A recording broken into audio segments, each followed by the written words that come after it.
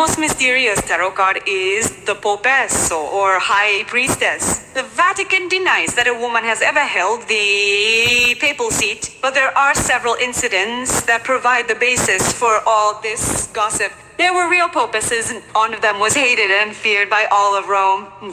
And for what reason? Listen. Donna Olimpia lived in this palace. Her story began in an unimpressive way.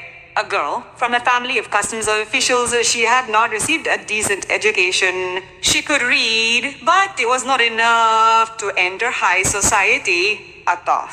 Olimpia could not boast of decent manners, had no undermost or neither understanding of culture or literature, and her parents sent her to a convent. But Olimpia had her own plans for this life. She began by accusing her confessor of sexual assault.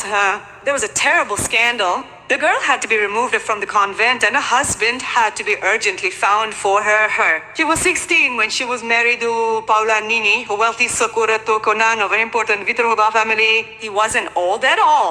He was 23, but for some reason he died shortly after the wedding, and with him went his young son with Olimpia. And at 19, Olimpia was once again free, very rich, a widow without or moral principles, unatis. Olimpia decided she wouldn't waste away in the provinces. This was understandable. Rome is somehow more suited to socialites than all the other cities of Italy combined. Olimpia needed a new proper marriage. And when she met 50-year-old Pamphilge, a member of an ancient family of Roman aristocracy, who was unable to escape her clutches. He wasn't exactly wealthy, but he had a distinguished pedigree. Olimpia was happy with everything because her fiancé had very promising relatives to boot. From a provincial girl, she became an aristocrat and moved to Rome. And as the locals say, she never left this city. Even after her death, Olimpia's ghost continues to haunt tourists at night in the halls of her palace and its surroundings. Olimpia's new fiancé was no less than the brother of one of the most promising cardinals. And as we know, behind the career of every successful man is a strong woman.